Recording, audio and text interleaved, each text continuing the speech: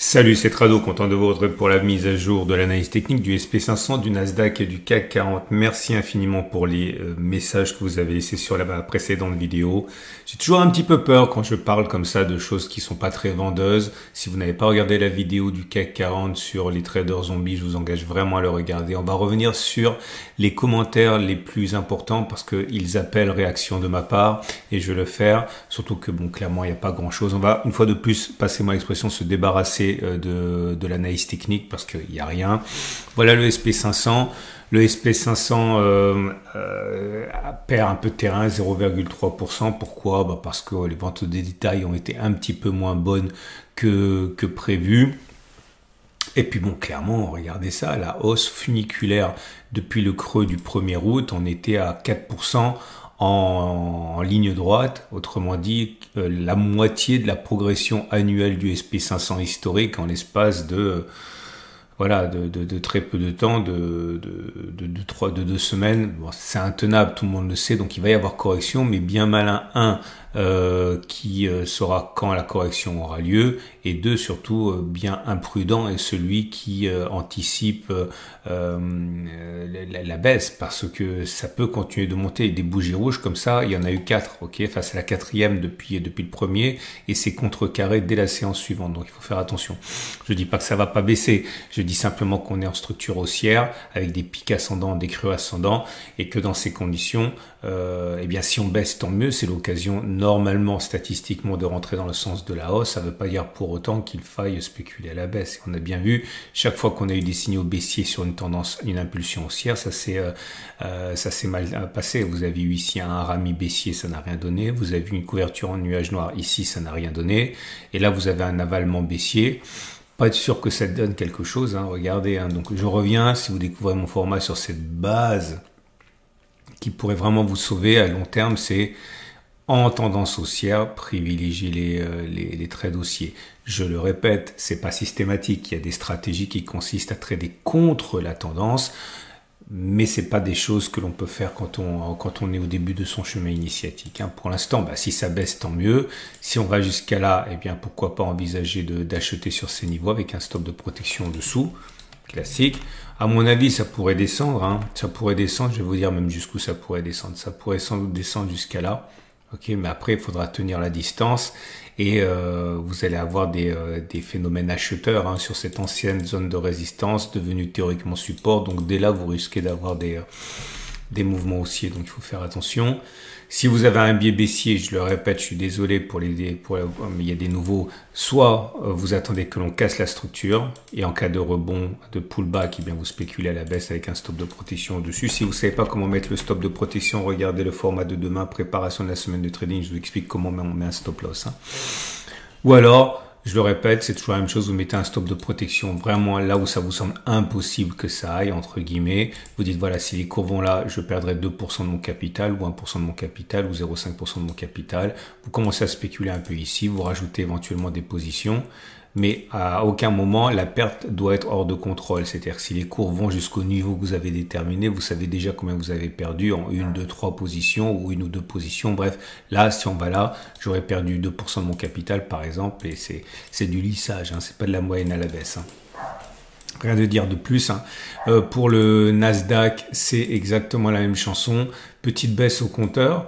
Mais là aussi, j'ai envie de dire, hein, les premiers mouvements acheteurs vont sans doute apparaître dans cette zone-là. Pourquoi? C'est une ancienne zone de résistance qui a été cassée, qui est devenue théoriquement support. Donc vous allez avoir des mouvements acheteurs ici. Alors si ça tient pas, on ira là, sans doute. Statistiquement, là on peut acheter, stop de protection en dessous. Vous pouvez également là aussi spéculer à la baisse avec un stop de protection éloigné, comme j'ai dit précédemment. Et puis si vous avez non, c'est tout, j'ai rien d'autre. Ou alors bien sûr, si vous êtes patient et que vous voulez spéculer à la baisse, attendez que l'on casse la structure, avec un stop de protection dessus. Pas de signal particulier. Et le CAC 40, je sais, je vais vite parce que vous savez, des backtests, j'en fais 300 par an. Ce que je vais vous dire ici, c'est plus important à mon avis pour vous qu'un backtest en plus, hein. Ouverture sur gap, signe de force. Bon, si c'est un gap de continuation, l'objectif c'est de prendre la distance parcourue avant, reporter par-delà. L'avantage, c'est pas que ça a beaucoup de chances de se produire, hein, c'est que vous avez, qu'est-ce que je fais là?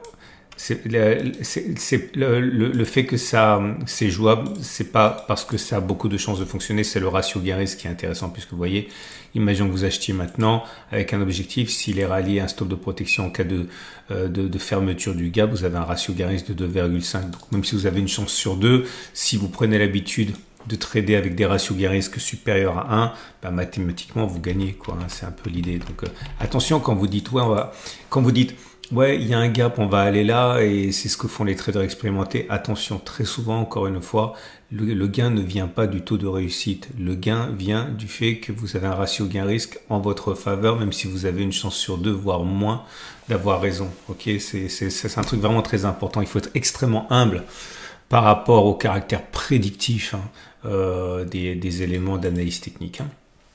Donc ça c'est pour l'achat. Si vous avez un biais vendeur, ben, soit vous attendez qu'on casse la structure, vous spéculez à la baisse stop de protection au-dessus. Vous pouvez également dire non, ça va, on a une résistance qui arrive, donc on va spéculer ici, stop de protection au-dessus. Bon, ça fonctionne aussi, hein. Voilà.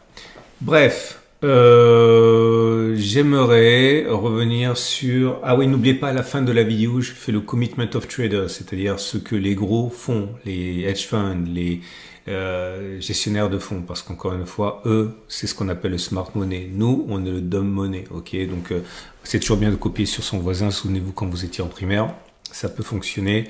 On va donc regarder les messages les plus, les plus, on va dire importants, en ce sens qu'ils attendent une réponse qui pourrait vous éclairer. Alors, premier. Je vais pas réexpliquer le truc, hein. Regardez le message, la vidéo précédente, les commentaires sont toujours très intéressants. Je vais commencer par le dernier en fait. Je vais commencer par le dernier parce que ça m'a fait énormément plaisir. C'est Herminio qui dit « Je me rends compte de plus en plus avec les commentaires que tu as un public de personnes matures, une belle communauté. » Très bon. Alors là, je vais vous le dire, il n'y a pas de raison, on va se faire plaisir, on est entre nous, hein. On n'est que quelques milliers. Oui, je pense franchement que j'ai l'énorme privilège d'avoir une communauté beaucoup plus mature, beaucoup plus réaliste que la moyenne, ok? Pas justement parce que vous savez très bien que je vous vends pas du rêve, et vous savez très bien que si vous me suivez, c'est parce que vous appréciez le chemin autant que la destination. Donc voilà, vous pourrez éventuellement vous prendre des claques de temps en temps avec les marchés ou avec ce que je peux vous dire, malheureusement. Mais au bout du bout, vous savez que il y a véritablement la volonté de pas vous tromper sur la marchandise. Donc oui, et ça, je suis extrêmement chanceux de pouvoir dire à peu près ce que je veux sans trop me préoccuper de la manière dont ça va être perçu, puisque voilà, c'est ma communauté, on va dire, plus mature que la moyenne. Donc merci à vous et merci à Herminio d'avoir relevé. Je reviens aux commentaires. Roromanche, un habitué, merci à lui, dit « Je rajoute un message prouvant que ce n'est pas juste de dire que c'est la banqueroute avec 20% d'exposition par trade par rapport au capital. Il est vrai que 5 trades perdants sur les 5 premiers trades. Bon, je vous laisse lire, vous savez, vous pouvez poser. Roromanche, c'est pas ça le point.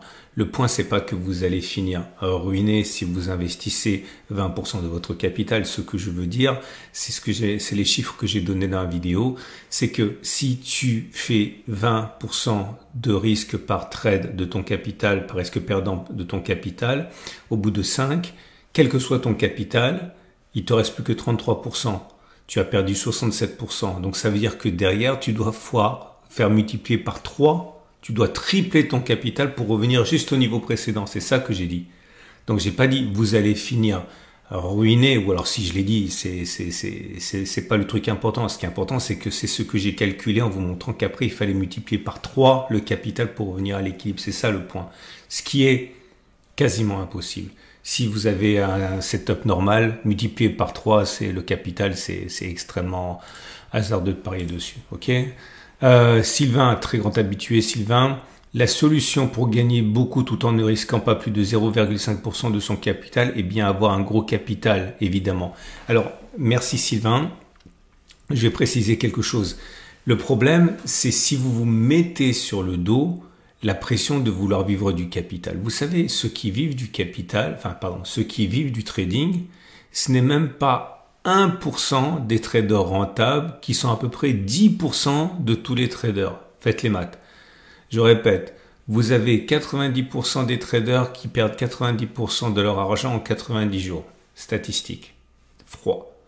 Sur ça, vous avez également à peu près, on va dire, 10% qui sont rentables. Et sur ces 10% qui sont rentables, vous n'avez même pas 1% qui vit du trading. Ok? Donc, arrêtez de vous mettre de la pression sur les épaules, ça sert à rien. C'est comme faire à manger. Vous pouvez aimer faire à manger, à griller des saucisses, machin, blablabla.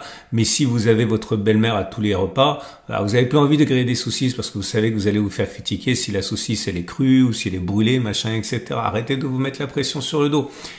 Le trading, ça doit être comme n'importe quoi. C'est un plaisir. C'est quand vous jouez de la guitare, vous n'avez pas en tête que vous allez remplir Wembley ou le Stade de France. Quand vous jouez au foot, vous imaginez pas que vous allez taper dans le dos de Ronaldo. Ok, vous avez le droit de faire des choses parce que c'est sympa à faire, sans penser systématiquement que vous allez en vivre. Je sais que la vie est difficile. Je sais que travailler de 5h à 9h pendant 42 ans, c'est pas quelque chose qui est forcément intéressant ni qui fait rêver.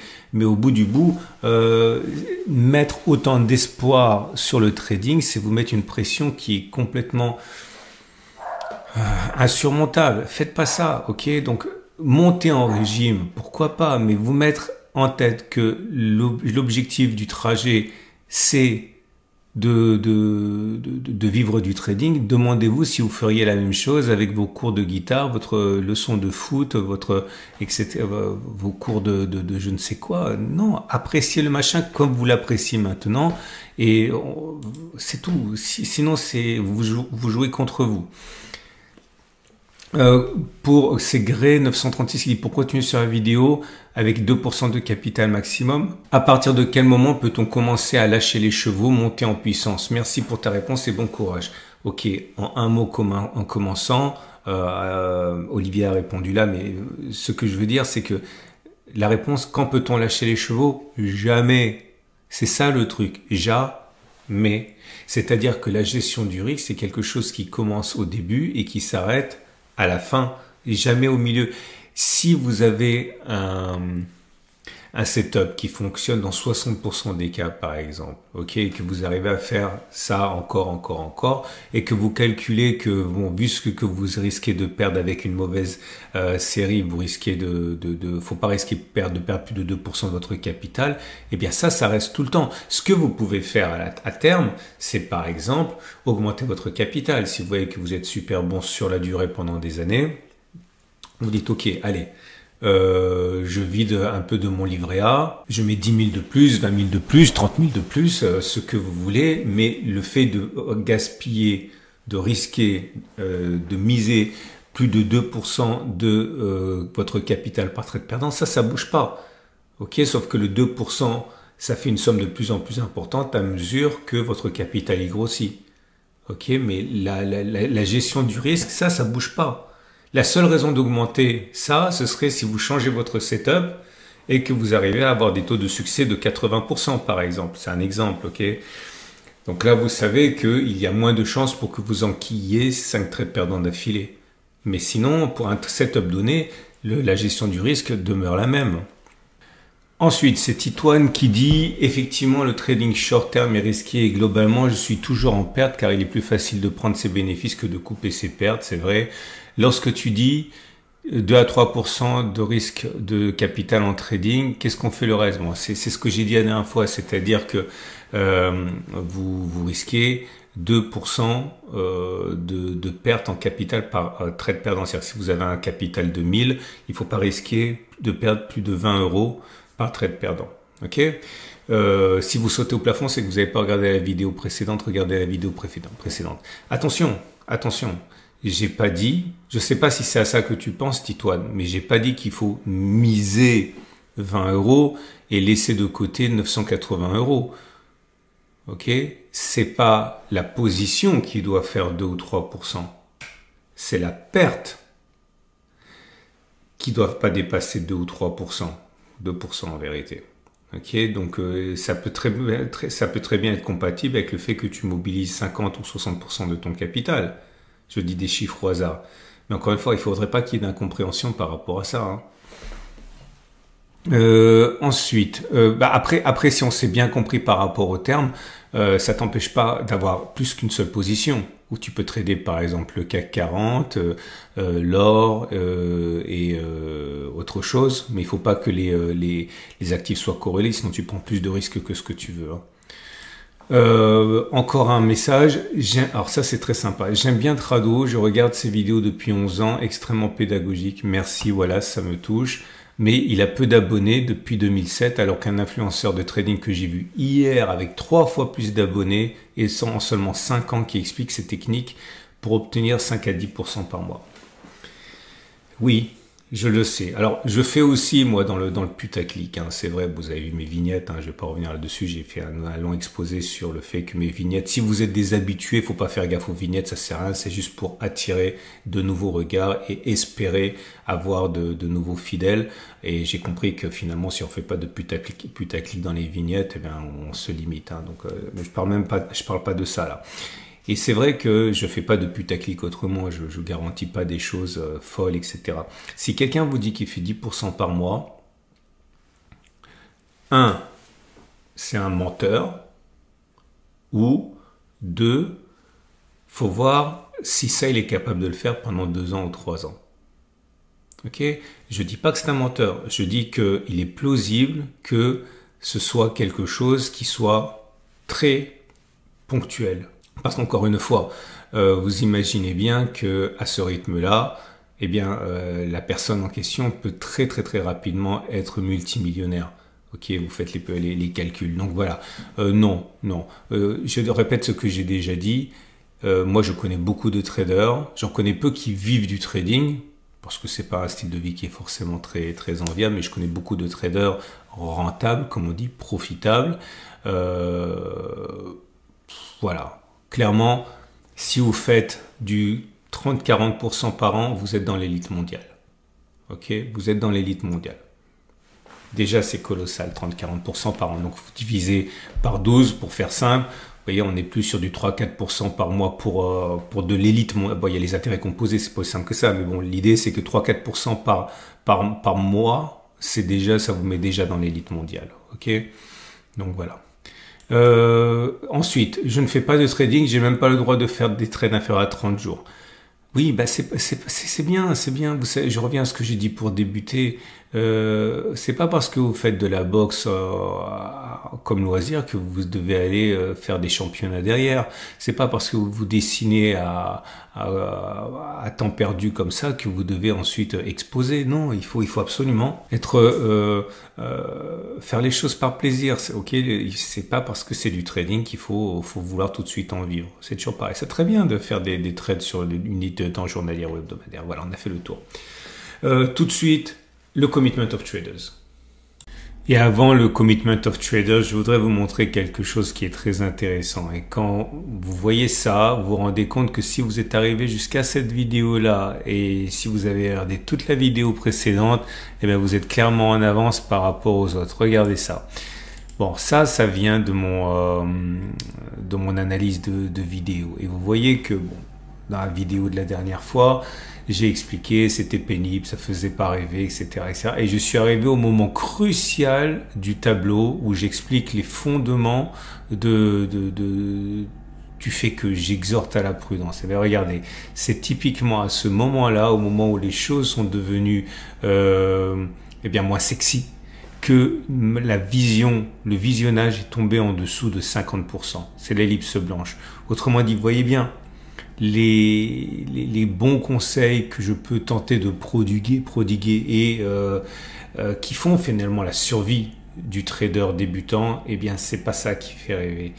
La plupart des personnes qui ont visionné ma vidéo ont arrêté au moment précis où je démontrais l'impérieuse nécessité de faire attention.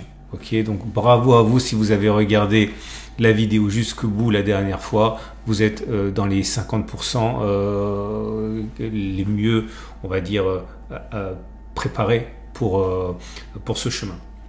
On passe au Commitment of Traders. Et voilà ce que j'ai à vous dire par rapport à ça. Alors on va commencer par le SP500.